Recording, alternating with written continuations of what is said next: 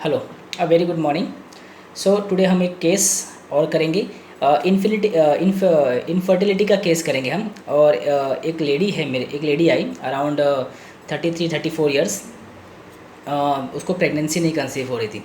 सो वो मेरे पास actually piles के लिए आई थी। उसको पाइल्स का प्रॉब्लम हुआ था और ऑलरेडी वो एक गायनेक के पास उसका ट्रीटमेंट चल रहा था। पिछले 3-4 साल, 3 या 4 साल से वो कंटिन्यू ट्रीटमेंट ले रही है बट अभी तक उसको कंसीव हुआ नहीं है।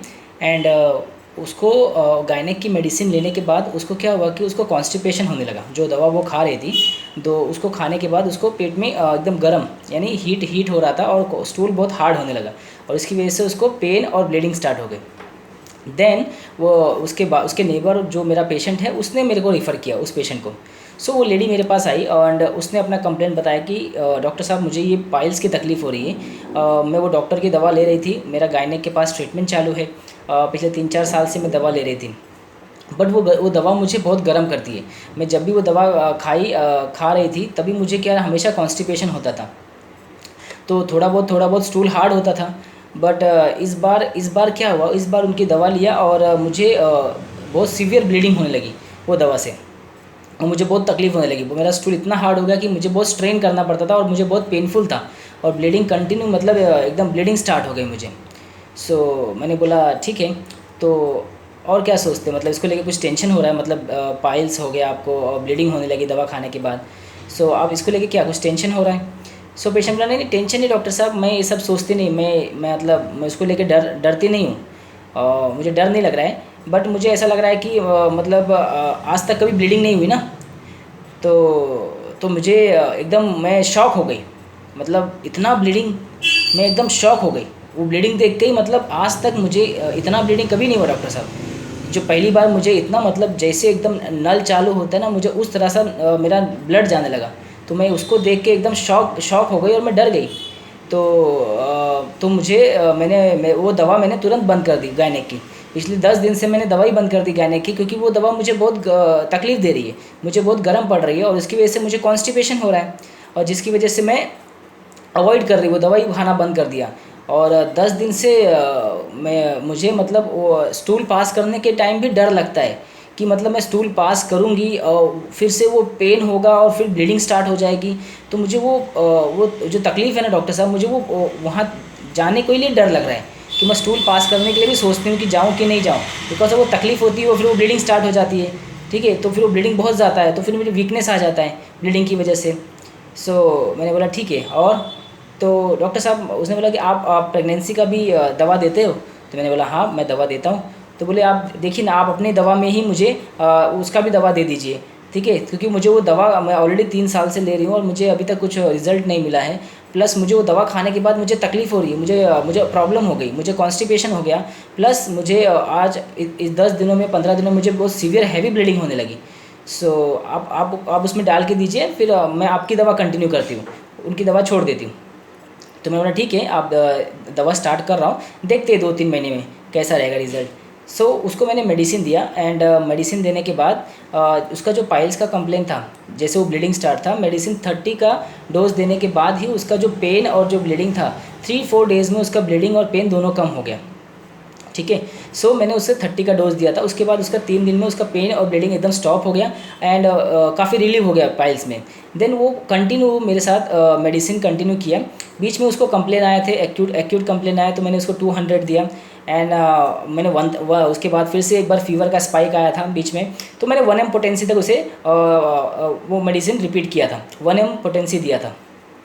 एंड आफ्टर 3 मंथ मेरे पास अंडर ट्रीटमेंट में रही एंड उसके बाद 3 मंथ के बाद उसका जो टेस्ट था, उसका जो प्रेगनेंसी कंसीव नहीं हो रही थी, आफ्टर 3 मंथ के बाद वो कंसीव कर गई। ठीक है, और उसने टेस्ट किया और वो उसका प्रेगनेंसी पॉजिटिव आया, मतलब वो पॉजिटिव थी। ठीक है, वो कंसीव कर गई थी। So now he is under my treatment. अभी 6 to 7 मंथ हो गए, वो अभी ट्रीटमेंट में है। बेबी एकदम अच्छा है, ग्रो अच्छा कर रहा है एंड नाउ अभी दोनों मदर और चाइल्ड हेल्दी है। ठीक है, उसका 4 मंथ प्रेगनेंसी है नाउ, अभी वो हेल्दी है, दोनों जन बच्चे एकदम और मदर दोनों ठीक है।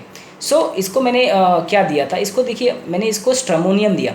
स्ट्रमोनियम 30 का, मैंने इसे 30 का स्टार्ट किया था एंड मैंने बीच में एक्यूट कंप्लेन मैंने 200 और बीच में फीवर का एक ज़ोरदार स्पाइक आया था, मैं 1 m के बाद उसका जो फीवर का जो स्पाइक था वो निकल गया था।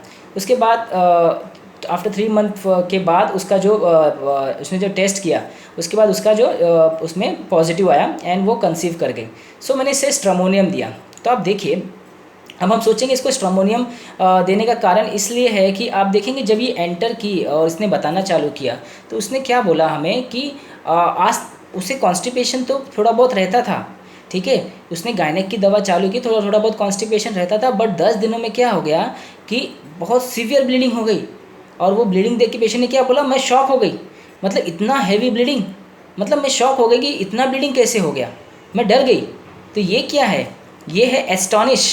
एस्टॉनिश मतलब क्या होता है, आप भौचक्का हो जाते हो कि यार ये क्या हो गया, ये कैसे हो गया, इतना ब्लीडिंग। हाँ, सरप्राइज़ बोलते हैं ना, ये क्या हो गया।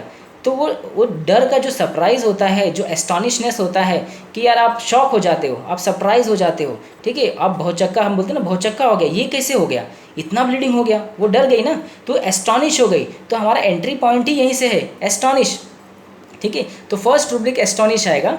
एंड सेकेंड रूब्रिक उसने क्या बोला कि डॉक्टर साहब ये 10 दिनों में मुझे स्टूल पास करने के टाइम भी मुझे बहुत डर लग रहा है, जाऊं कि नहीं जाऊं, इतना डर है मुझे कि मैं जाऊंगी और मुझे फिर वो पेन होगा और फिर वो ब्लीडिंग स्टार्ट हो जाएगी और स्टूल हार्ड होगा तो आई हैव टू सफ़र।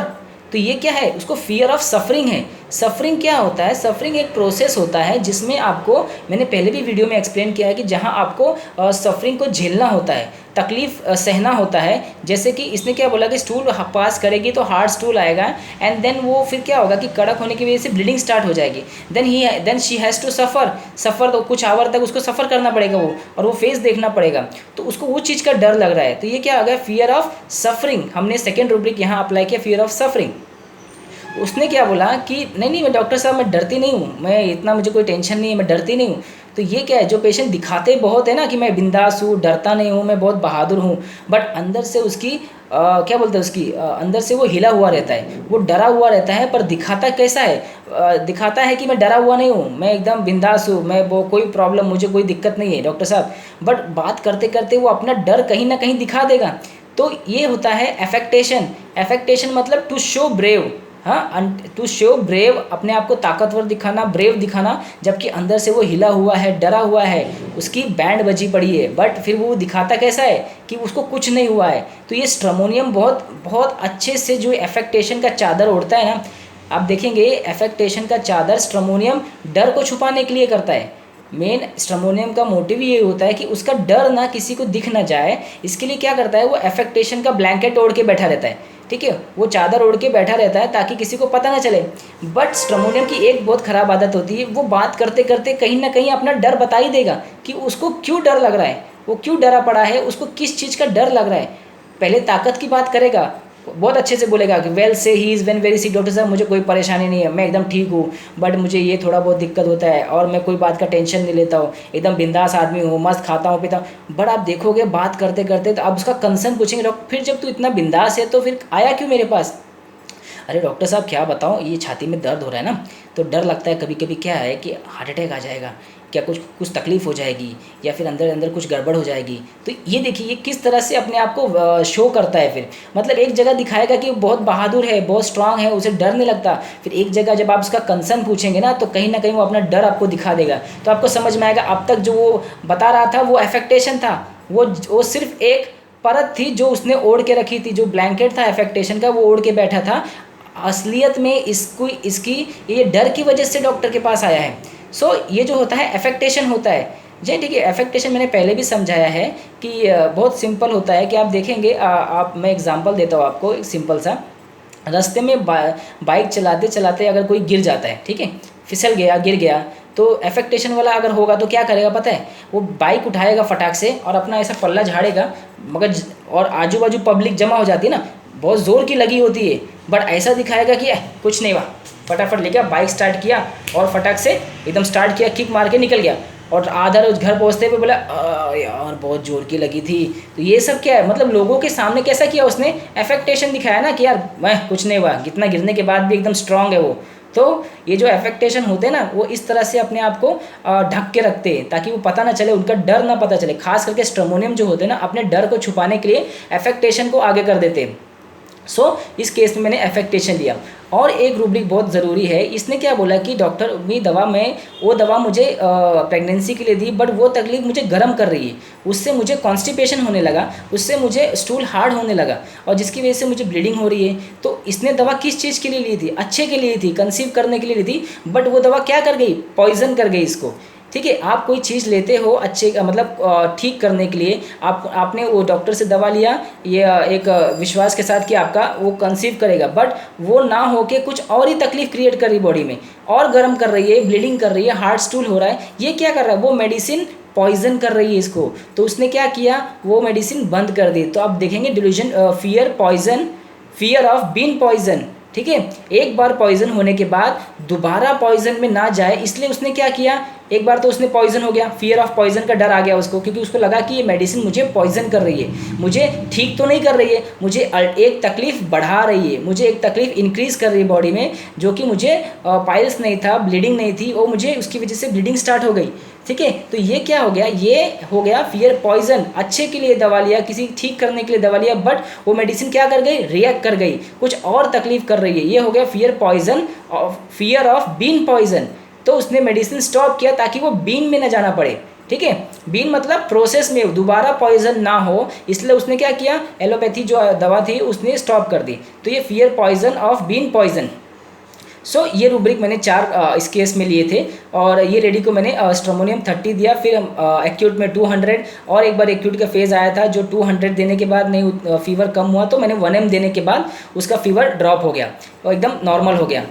और उसके बाद उसके 3 मंथ के बाद उसने उसके जो साइकिल्स है वो स्टॉप हुए, और उसने 10 डेज़ में चेक किया, उसकी प्रेगनेंसी कंसीव कर गई, और वो उसके अभी नाउ मदर और चाइल्ड दोनों हेल्दी है। नाउ बेबी इज़ 4 मंथ हो गया उसको प्रेगनेंसी को, प्रेगनेंसी अच्छी चल रही है।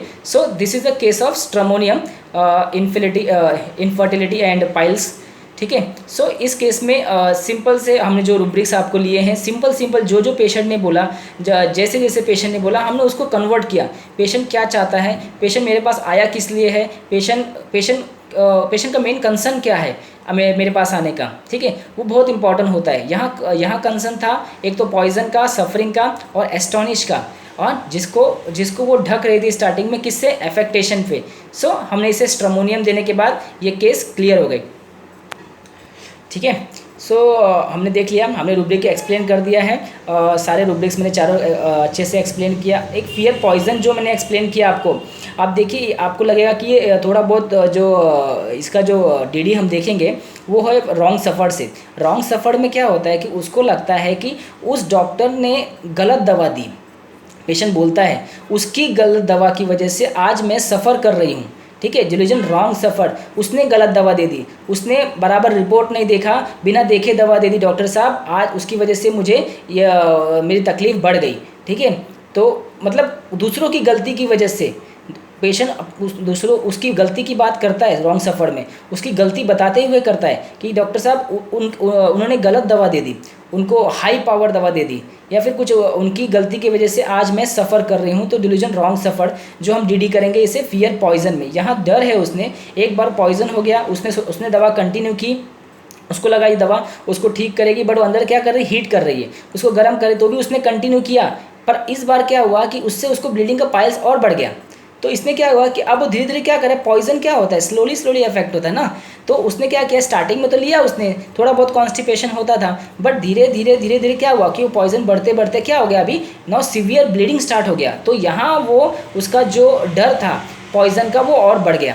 उसने क्या हुआ कि मेडिसिन उसको और पॉइजन किया, उसने मेडिसिन ही स्टॉप कर दी, एंड वो किस पे शिफ्ट हो गई, वो होम्योपैथी पे शिफ्ट हो गई, ताकि वो पॉइजन का इफेक्ट ना हो वापस से और पॉइजन से बच सके।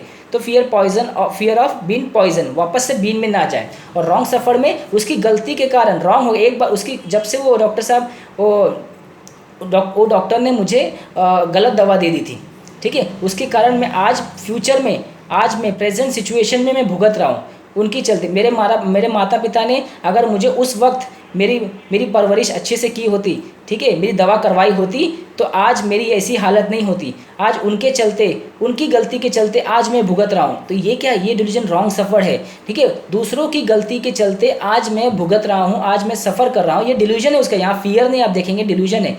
दूसरों की गलती के चलते आज मैं प्रेजेंट सिचुएशन में जो भुगत रहा हूँ वो होता है delusion wrong suffer. So this is a short differentiate between a fear poison and delusion wrong suffer. So this is a beautiful case of stramonium. एक स्ट्रामोनियम के डोज से उस पेशेंट की तो पाइल्स भी कंप्लेंट ठीक हो गई और जो प्रेगनेंसी नहीं रुक रही थी वो भी रुक गई। So thank you.